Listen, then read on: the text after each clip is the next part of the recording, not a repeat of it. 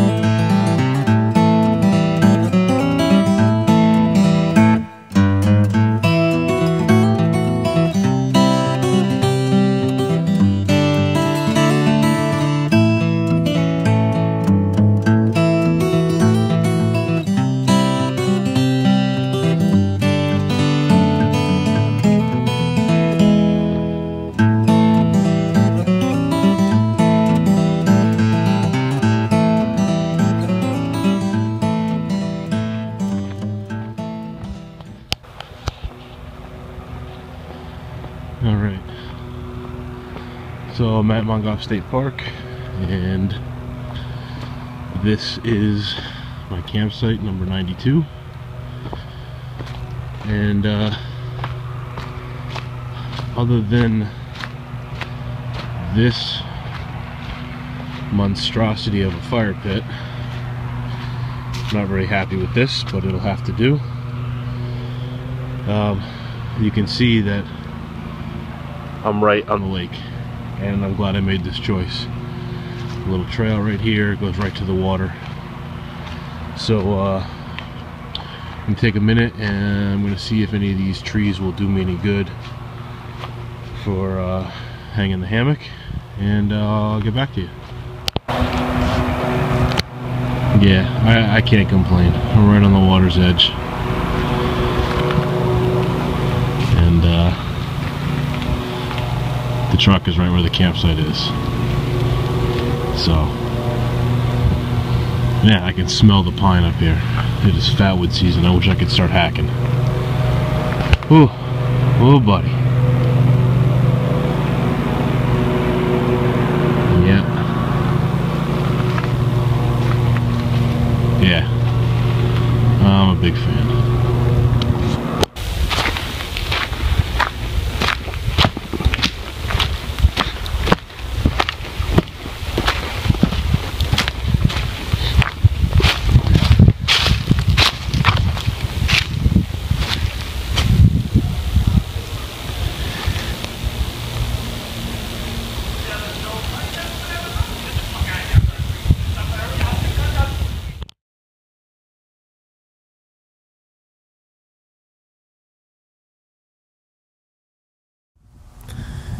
Hey guys, so I'm finally out for a trip again. I'm up in the Catskills at Mongaup State Park, and just got to the campsite.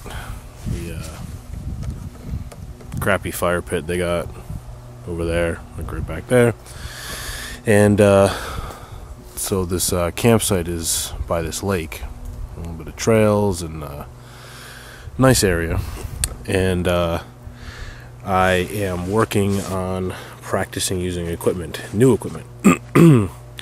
First time going to be using my hammock and my heavy-duty tarp. So I've been looking for a place to set up this hammock here, and I think I found this spot. I got a tree right there, and that tree right there. I think it should be pretty good. Look pretty decent. There's a decent amount of distance between them. And, no widowmakers.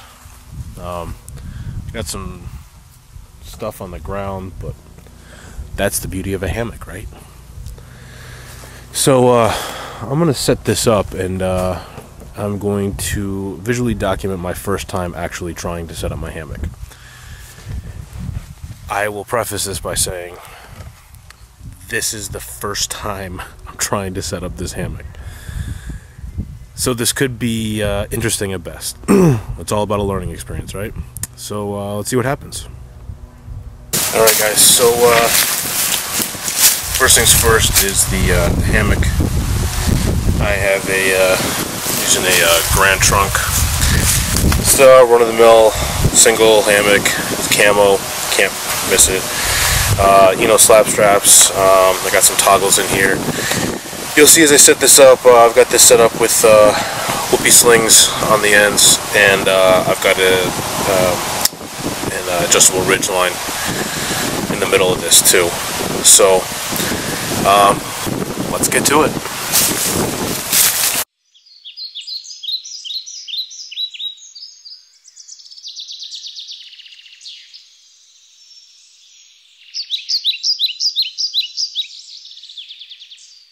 I'm gonna hang the slab straps on each side, and then I'm gonna put up the hammock, and I gotta kind of work out how quickly this goes.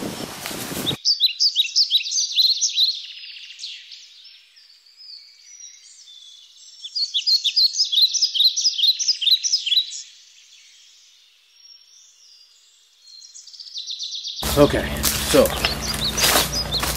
first step's done. I've got a slab strap on that one and a slab strap on that one, marlin hitch with the toggles. Now let's see if I can get the hammock to fly the right height, see if this is going to work. I think that's about the right distance between the trees.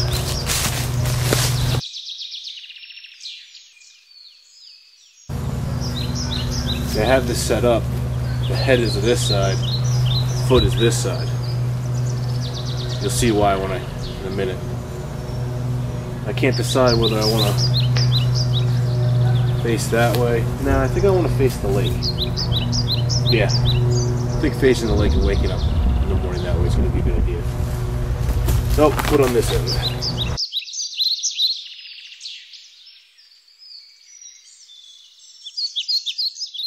I gotta remember some of the rules. Gotta remember the whoopee sling. Gotta make sure it doesn't sit on the toggle. Make sure it sits on the knot.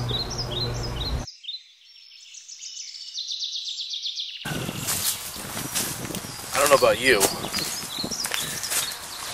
but that right there doesn't really look like a 30-degree angle. So I think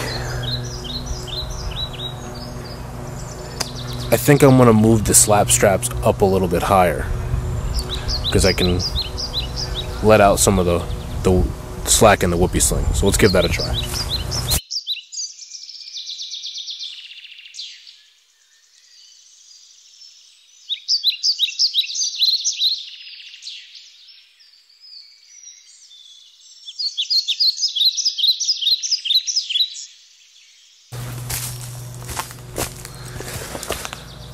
Not too shabby. First time I've ever set up a hammock in my entire life. I spent more time working on that damn hammock, putting the whoopee slings on, changing out the hardware. Not too shabby. A little bit of adjustment here and there. So what do you say we go take a tour? Okay, so here we are up close. My Grand Trunk camo hammock. To start at one end, so I've got the strap just cinched through itself. I decided not to use these. I should probably replace the straps at some point with just plain webbing. And then so I did a marlin hitch spike here with the whoopee sling over it around the knot. Looks a little crazy, but we'll see how it works. As long as I keep it cinched like that, it should be good. And then I actually ran the whole thing through this loop just for some security. Whoopee slings. And I have it wrapped. And then I have my adjustable ridge line here as the adjustment part. And I added some things. I got I got this little like super ultra sil lightweight little like caddy thing for just for hanging stuff, and I put made a couple of prussiks out of some Dyneema with a little bit of shock cord, so it won't move right now, but I can kind of, you know, it's a prussik. Move one, move the other. Now it's stable, so I can kind of move it down by my feet a little bit so it's not right in my face. And I also, oh, well that's, yeah, definitely gonna have to get the tarp up for the wind. And I got a little peak bag here that I can use to either keep stuff in, or I plan on probably using it as a pillow. Just stuffing it, and that'll be my head. That's why I said there's a head end and a foot end. And same thing on the other side. The other side of whoopee slings to the Marlin spike kitch with the toggle, and right onto the tree. So I really hope this holds up, because as you can see, there are lots of nice sharp pointy rocks right underneath the hammock. So if it gives way in the middle of the night, I will likely end up in a hospital. But hopefully that won't happen. So, not a bad location. You know, that's the campsite right there, the table, all that. You know, parking the truck. And there's this little walkway here that goes down to the water. And I'm right here. So we're going to set this up, and I'm going to attempt to fly a tarp. Again, this will be my first time ever attempting that as well.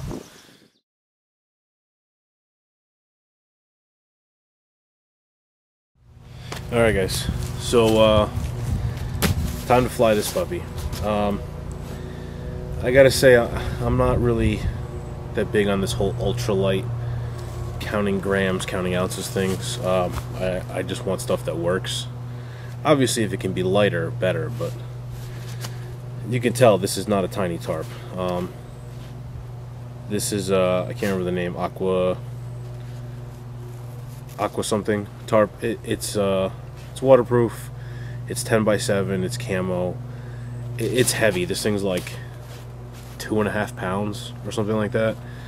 I have it set up with continuous ridge line. You'll see one of the cool features about it as I set it up. And I also have pre-installed, I actually made them this week, and I will put a link to the video of the guy that I learned this from on YouTube. But they're essentially dynamic guy lines. So it's essentially just it's a lashing guy line with a shock cord in the middle. So I mean, you can already tell it's pretty breezy. I mean, it's not a storm, but there's a breeze blowing, and that hammock is, you know, it's moving around. So this tarp is gonna move too. So I'm really glad I put these shock cords on. So I will let's get this set up, and I'll show you in a little bit more detail in a bit. Alright, let's give this a shot. About to try some new equipment for the first time yet again. Now, like I said, this hammock is huge. And I already have the guy line set up on the corners. So let's just give this a shot, see what happens.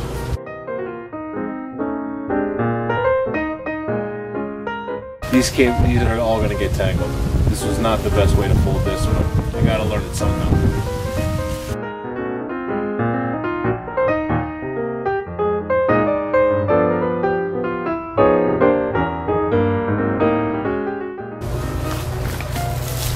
Let's just say, if a storm were coming, I'd be screwed right now.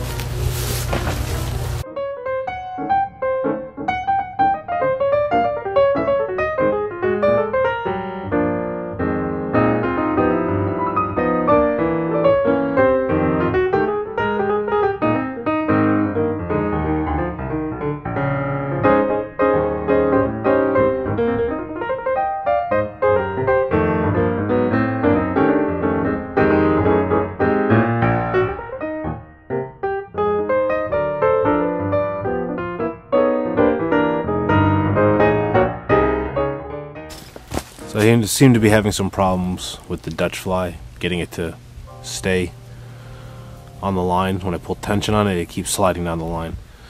So I'm going to take a minute and teach myself how to use these Dutch flies again, and then we'll go back to it. Okay, it's just a matter of playing with it, practicing, trying to figure out the right way to wrap it. So I got it. So now it's actually, well, like you can see it from that far away, but it's up there. So I'm going to finish setting this up and then we'll go take a closer look.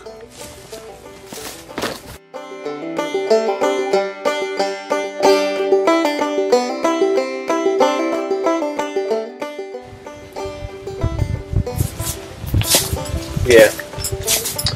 So that end is static. That end is dynamic. That end needs to be changed. So I have to undo this one. Learning.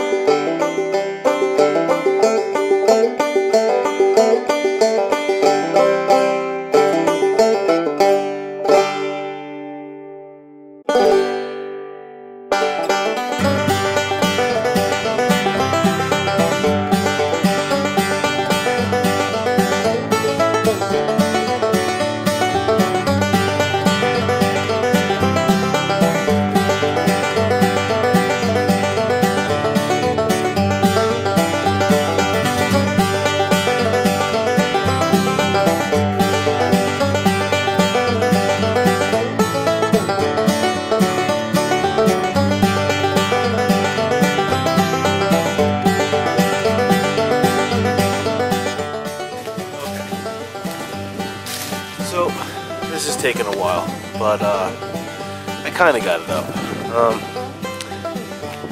It's moving a lot. Having trouble with the guy lines while the wind is blowing the tarp. So, I'm going to have to work on cinching those down. But in the meantime, let's take a closer look and see what I got going on over here. Okay, so yeah, this definitely needs to be worked on a bit. As you can see, it's like it leaves not a whole hell of a lot of room. It's moving around a lot.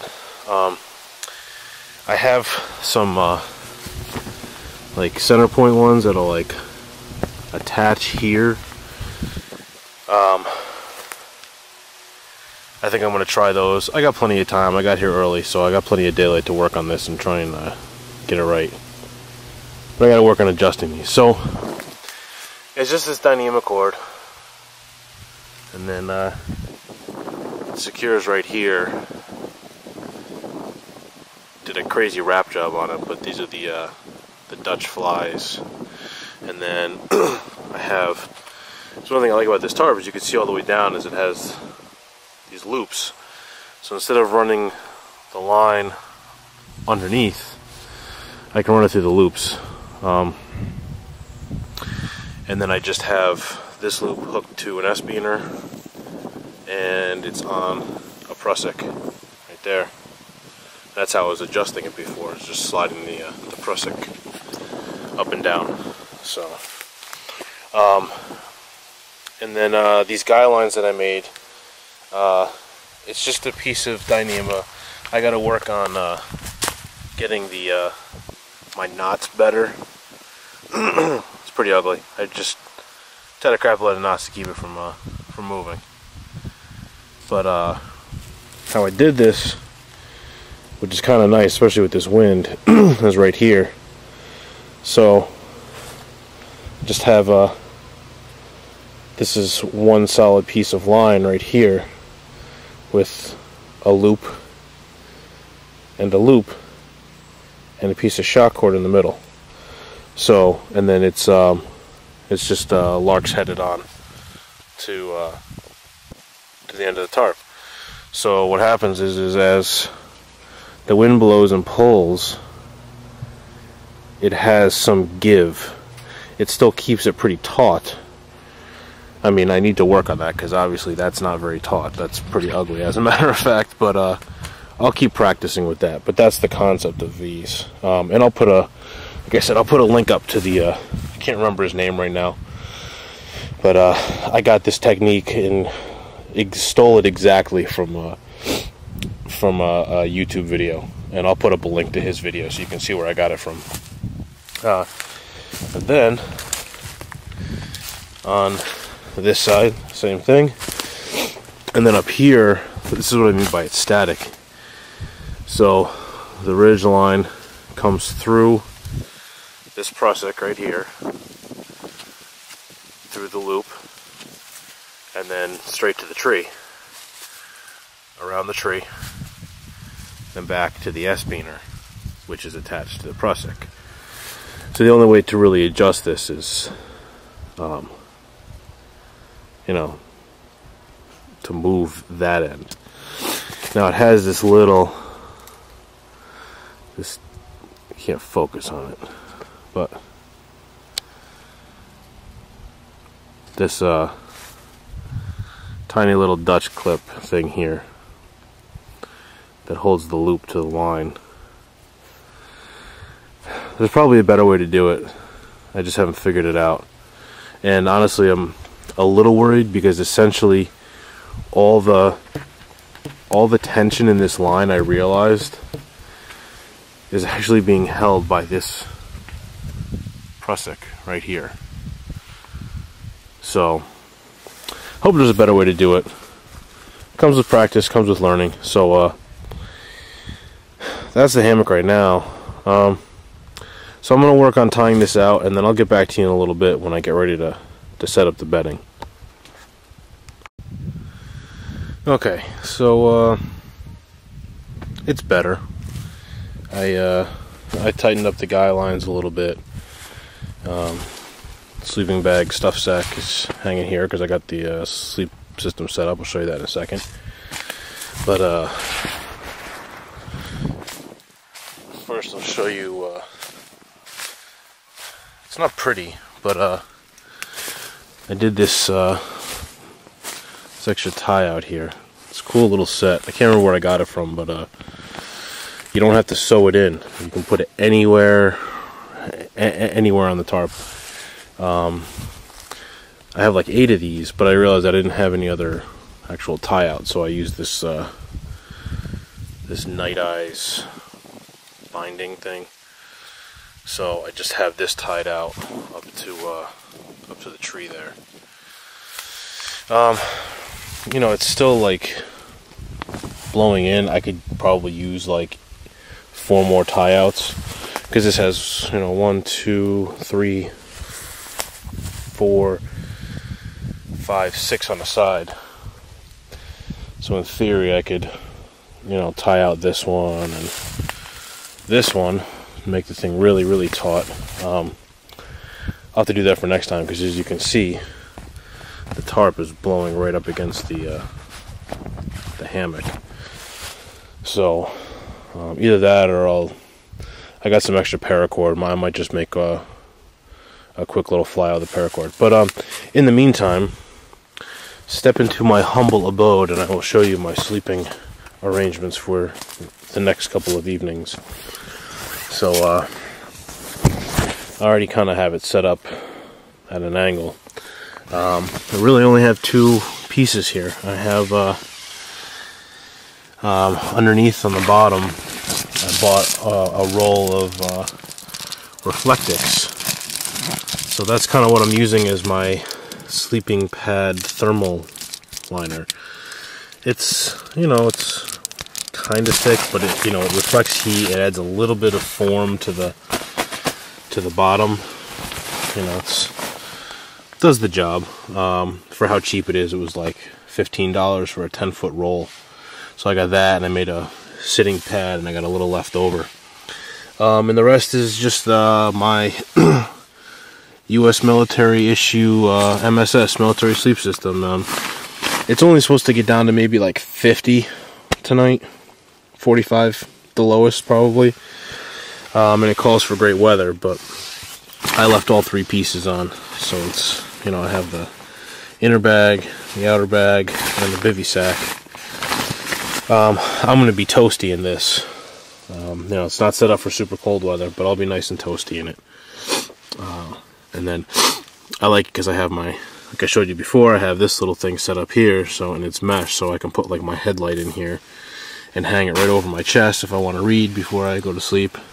And then I'm not sure if I'm going to need a pillow, but I have my peak bag, and it's cool because I actually put the peak bag on a prusik, so I can move the peak bag wherever I want it. So if I want to use it as a pillow here, I can. If I want to slide the pillow up, I can. Or if I want to just like keep extra stuff, like if it were cold, super cold, and I wanted to keep like a beanie and some gloves or something like that in there for when it got really cold overnight, I could kind of leave that at my side right here, so that way in the middle of the night I only have to kind of just unzip the side and reach out and grab it. So we'll see how that works out for me tonight. And so that's the sleep system.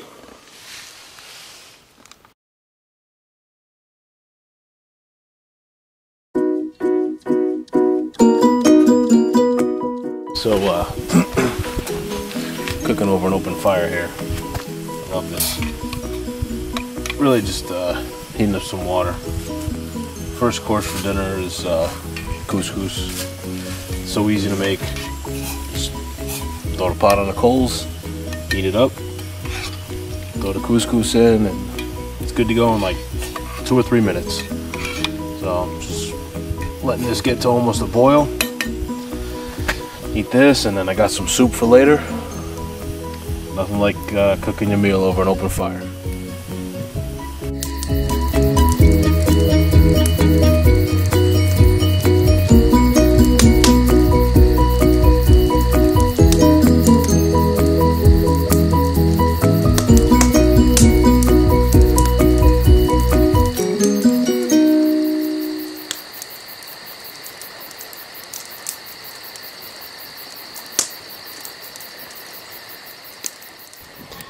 So, teaching myself about fire lays and how to keep fires going. Never actually specifically seen this style. It's kind of burning down a little bit, but I realize when you just build the fire in between, I had these 2 pieces of firewood, like quartered logs here, and I had them sitting like here and here, and I built the fire between them and started it going that way and started building up the coal base and let that coal base start burning these 2 logs, and then I threw the one on top. It's not a huge fire, but the heat off this thing is incredible. It down inside there, the coal temperature, it's like the wood makes its own furnace. And keeping it stoked is pretty easy. I had thrown some twigs on a couple minutes ago. But even when I let it get down, no flames and just the hot coals, I can let it go for half an hour, throw some twigs on, and it just flares right up. So it's kind of a decent way to keep a nice, compact, sealed-in coal base, at least for the heat. I kind of did this last night a little bit. Inadvertently, I just was kind of putting logs on and realized how well it holds. And though I didn't have much of a flame last night, when the sun went down and the temperature dropped, sitting here in front of it, those coals, the radiant heat is just perfect. So, and it actually burns a long time. I mean, these 3 pieces here, set aside a handful of twigs, have been going for probably a good 2 hours now. And they're holding their own, and it's a combination of cherry and maple, so it's a nice hardwood, so it's going to burn a long time. You know, and I've got plenty left over. I mean, I've been splitting this. I've got this split, and then I've got a pile split here, and you know, just more to kind of keep it stoked a little bit, the smaller stuff, and then probably got 2, 3, 4, 5, 6, 7. We got like 8 good pieces left, and I started with 20, so burns for a good long while if you split it and use these to get things going and keep it stoked a little bit. So, and then I've been out collecting today. I have a whole bunch of birch that kind of helped me get things started this morning after my my 2 or 3 failed attempts at starting my fire this morning. But yeah, so it's good to kind of learn different styles. And another thing I found last night is when you have 2 new logs next to each other with a coal base in the middle, it's a good place to set like your GSI cup, or like a, you know, one of these. You know, this will sit, there's nothing in it, but when you come in, you can set it right there and the logs hold it side to side so it doesn't rock back and forth. So it's a pretty good utility fire life for heat and cooking and duration of burn. So pretty happy that I found that. Alright, so it's day 2. Last night worked pretty well in the hammock. I woke up this morning and it was sagging a bit. I had some issues getting the whoopee slings to hold their tension, so I knotted them off and it still sagged. I don't know if they said that you know, it's the first time using the whoopee slings, and supposedly Dyneema is not supposed to stretch, but apparently it does, because I was sagging about 3 inches off the ground by the time I woke up this morning. Probably got down to about high 40s, 50 degrees or so last night. I was toasty, except for this area of my face. I had my hoodie up, so that was kind of a pain. Hammock sleeping is very comfortable, and I have a very bad back from an injury, and I gotta tell you, spending the night in that hammock was perfect. It's so comfortable sleeping in a hammock. Much better than the hard ground, I'll tell you that much. So yeah, but it was a little cold last night, so I'm gonna gotta find something different to do to keep my face warm. Cold enough that I woke up this morning and was too anxious to get my fire started to get some hot coffee in me, and struggled a little bit making the fire this morning. It's not, I've got plenty of tinder, well, I've got plenty of kindling and fuel wood, but getting a decent tinder bundle together is not very easy out here. I was just using a little piece of char cloth and some leaves, and it wasn't starting. It took me probably a good half hour to get my fire started this morning, which was kind of a pain. And once I warmed up, I've just been working on some skills. So decided to start practicing some notches. Just found a pretty decent sized piece of wood. It's a little thin probably if I were actually going to use it. It's a little too dry and too brittle. But state parks, they don't like you cutting down live trees. So just practicing the techniques. So I got my regular V-notch there, and practicing on one of these, a little small, but and then pot hanging notches. So it actually worked out pretty well. The wood is so dry and brittle that I wouldn't use it, but pretty decent job at it. So, and I think I'm going to spend some time working on just exploring a little bit today. Wanted to teach myself a little bit about some of the deciduous trees in the area and try and start learning to identify them a little better with some of my guidebooks. So I'm going to let this fire die down and take a little romp through the woods in a little bit. So it's a beautiful day, sun's shining, nice cool breeze, no humidity. I'm gonna leave camp for a little while and go exploring. So just come with me.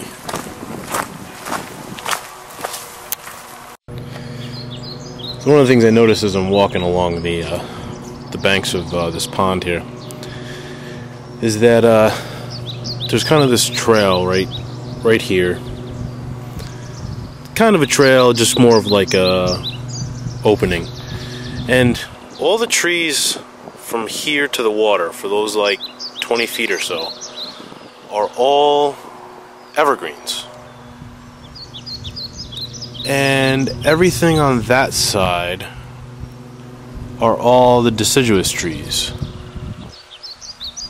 Very, very interesting.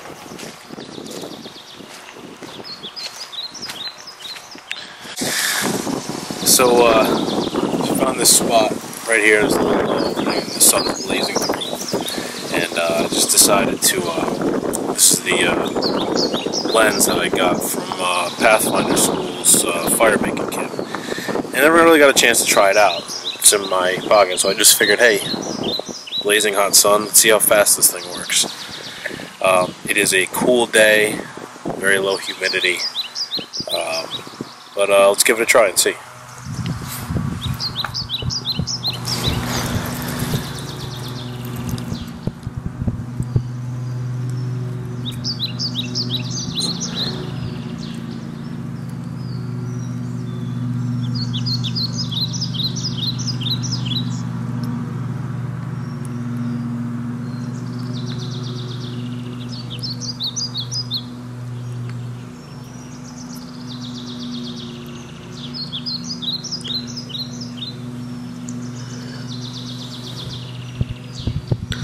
Well, not bad, you know, little char spot. You know, I didn't make a tinder bundle, so I wasn't intending to start a fire, but, you know, this lens, as thick as it is a lot better than, like, you know, a little, like, reading lens or something like that. You're going to struggle with that, you know, but,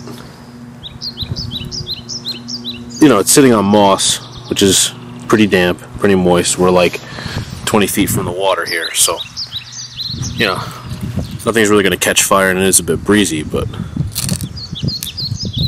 you know, nice little hole.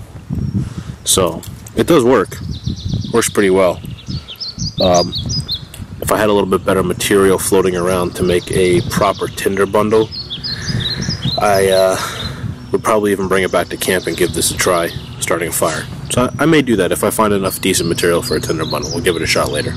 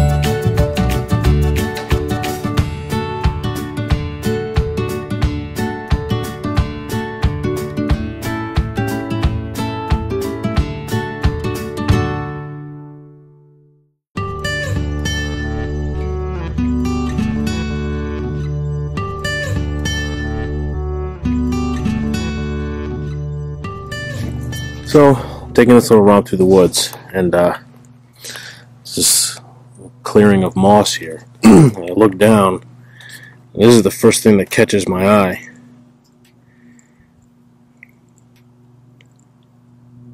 I don't know what the remains are.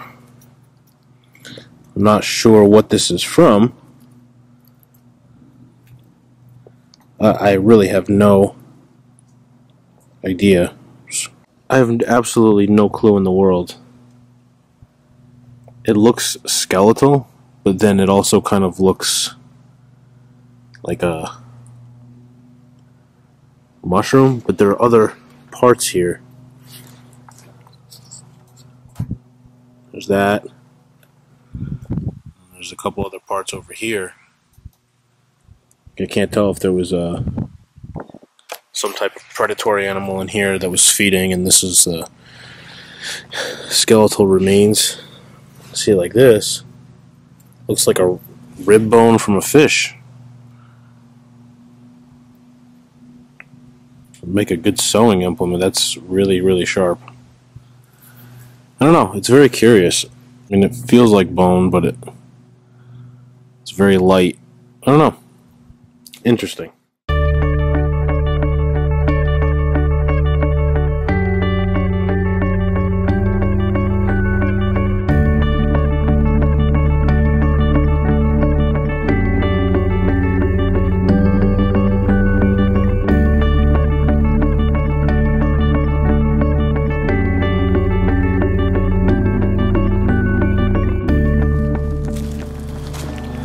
I love this.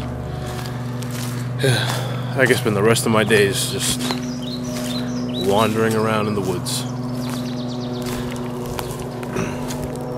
This is a nice area too. It's very easy terrain, very open. There's no low branches.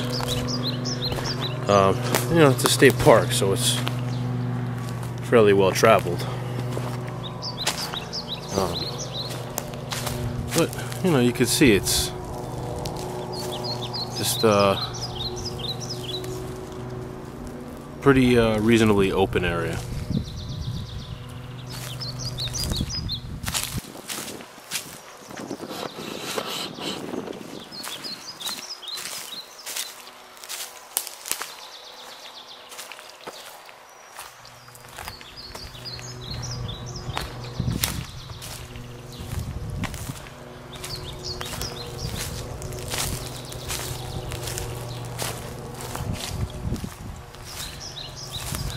One thing I have noticed though, stuff like that, a lot of seems to be quite a few cut down trees. I don't know if trying to prevent too much deadfall in the area. I don't know.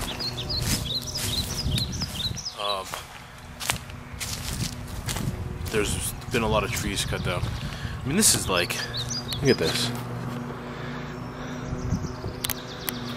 You could seriously use this as like backdrop for a movie. It's just like this open area. If this weren't part of like a around the lake trail, I think I would probably not have set my hammock up like kind of under all that tree fall. I would have used something like this. I mean, that's perfect span, it's nice and open. Well, actually no, because that's all deadfall. That's pretty much a dead tree. Wouldn't use that one, but you know, there's just so much open area around here. It's really, really, really nice.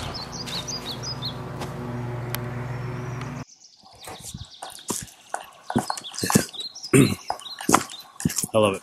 It's so beautiful out here. Could wander these trails forever. See, unlike the little bit of the AT that I did, it's very hilly and up and down, but as you can see, this trail is, at least this little part that I'm on is very flat, easy going, nice wandering, meandering day hike trail. I could spend my life wandering these. It's so beautiful out here.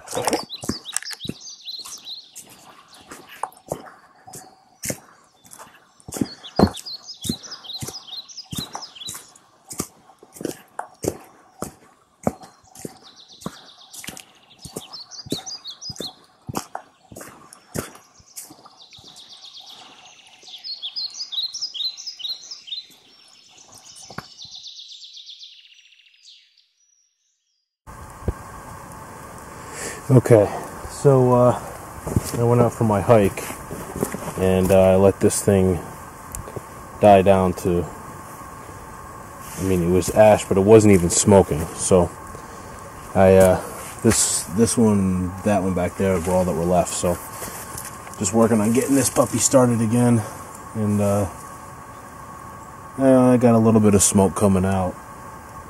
I wanted to see if I could get it going with just some heavier. It's not even kindling, it's bigger than kindling.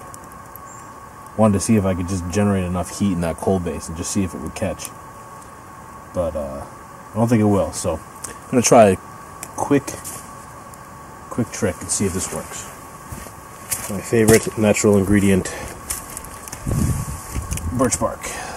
So I'm going to see if I can get this to catch on the coals and then just put it underneath the kindling and see what happens.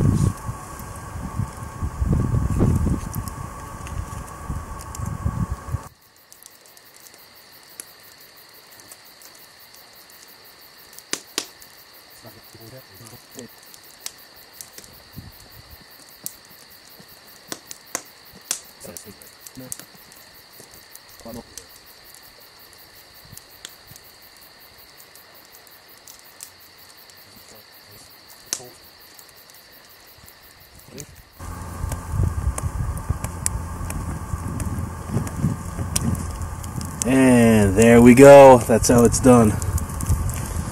So I think I have successfully shown that if you let your fire go out and walk off for a 2 or 3 hour hike and leave a very, very, very tiny coal base, it only had like a couple of embers on the tips of this piece and this tall piece back here. It was just enough to just keep stoking that heat, getting the heat to transfer to something else that's dry and non-combusted, and eventually you got fire again. So, and I didn't have to break out my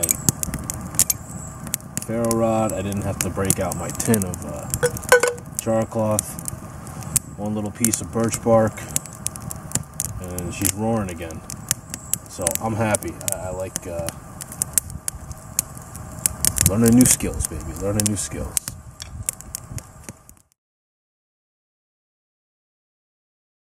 Alright, so I thought I would do, because I was getting ready to make dinner for the second to last night here. I thought I would do a quick overview of what I have in my cook kit. So this stemmed from the Pathfinder School's cook kit, and I've kind of expanded on it a little bit. I picked meals that didn't need plates or frying pans for this trip, so I could leave one behind. And I'm essentially doing everything out of this kit right here. So this is actually 3 pieces in here. So on the bottom is standard GSI bottle cup, which fits perfectly, almost perfectly, on the outside of the Pathfinder School cook pot. It's about a quarter size more. The only problem is that it actually only goes up to there because of the wing handles. So it's kind of, there's like this much space inside the bottom. Whatever. It still fits inside the container. So that's there. Then on the outside, this is the Pathfinder School cup. And then I have the stand right here. And then this is my newest purchase, which I've obviously been using this weekend. This is from Stanley. I really like this camping cup. It's got a couple of features that make it really helpful. One, it has the flip-out lid, so it it's easy to just hold it like that over the fire. The top has the strainers in it right there, and it's got the little pop-up so you don't burn yourself. The other thing I like about it that you can see is it kind of has this it's like indented here, so that's what makes it fit inside this cup with this able to wrap around it to hide it away. So I've got that, and then inside I've got my my Esbit alcohol stove. I decided to try this for the first time this weekend. I did coffee on this morning because I was so cold I wasn't thinking straight and I was really tired and I couldn't get my fire started to save my life. So I figured, let me get coffee in me first, and then I'll work on starting the fire. I don't know if it's this brand or if it's that I'm just not that adept at using it, but it took me forever to get it to light, and it seemed like I had to use more fuel than it needed just to soak in the sides. I don't know, maybe it's just me. So so that's kind of the set, and it's nice because I can do kind of 3 things at a time. So like tonight, I'm going to be doing instant potatoes, and I can find it, my chunky split pea and ham soup, and the other thing that I like bringing with me on trips is my apple cider. So I can do the apple cider cup in here, I can do the chunky soup in here, and I can do the potatoes in here, and I can cook everything at once and have dinner, and then, you know, clean up's pretty small, so not too shabby. And then this has been pretty much my standard eating utensil since everything is like either soup or potatoes. I had couscous the other night. Just use my spoon, which has been serving me. I didn't even break out the rest of the utensils, which are in here. In here I've just got, I'm not going to completely tear it apart, but I have this pot holder, which I haven't needed yet. It works better for frying pan when you're frying over the fire. I've got the fish spreaders for this pot if I needed to, which I haven't needed yet. Everybody needs some soap just to make sure, you know, if you're going to clean up, and a little scrub brush, and this thing is great for the top of that. And I've got like a fork, knife, spoon set in here, which I haven't even broken out yet because I haven't needed it. So, and other than the food, all of that fits in here. So that's a pretty compact carry for a couple days out. You just got to make sure you're bringing the right food. If you need to fry something over a pan, then you know, you don't have a pan, so you got to figure it out. So you're going to either have to boil it, or fry very, very, very small amounts, or do a stone fry or something like that. But pretty succinct little cook kit for the weekend. So that's what I'm working with, and we get the fire cracking again, and actually I'm going to get started on dinner real soon. Alright, well, dinner's finishing up here, almost ready. A little, I let the flames die down. I'm just kind of cooking it with the coal heat, a little bit slower. Yeah, buddy. A bit of split pea soup. Potatoes are finishing up over on the table. It's one of the things I like about having those logs like that again, is a good stable base for the pots to sit in. So gonna eat real hearty tonight, and hopefully it won't get so cold. A little warmer than it was yesterday, and hopefully I have a good night's sleep before I get out of here tomorrow. So last night was pretty cool. I around 10:30, 11 o'clock or so, was finishing up my campfire, and sitting like right there, and sure enough, right there, wandering right around here, and then off up there, and back in the woods that way, up into the couple of campsites away, was a huge, huge deer. Not a doe, not a baby. I couldn't see how many points on it, but I shined my flashlight, after I heard something walking, and thought it was a person out for a late hike, and the light caught the eye of the deer and lit up like a North Star. It was beautiful. And it just looked at me and gave me the yeah and just kept strolling along. Didn't run, wasn't scared, just walking through. So beautiful. But yeah, it's good to know my hammock was about 15 feet from a deer run. That's good to know. I was a little worried last night, but yeah, I didn't get attacked by any deer, so good deal. Alright guys, so my little romp in the Catskills is done.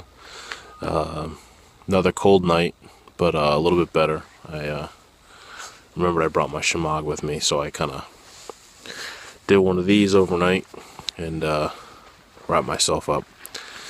Not too bad. The hammock is still comfortable, and still have to figure out some of the sagging issues, because I don't know, I woke up this morning and again it was like 6-7 inches lower than it was when I got in it. But yeah, so everything's cleaned up.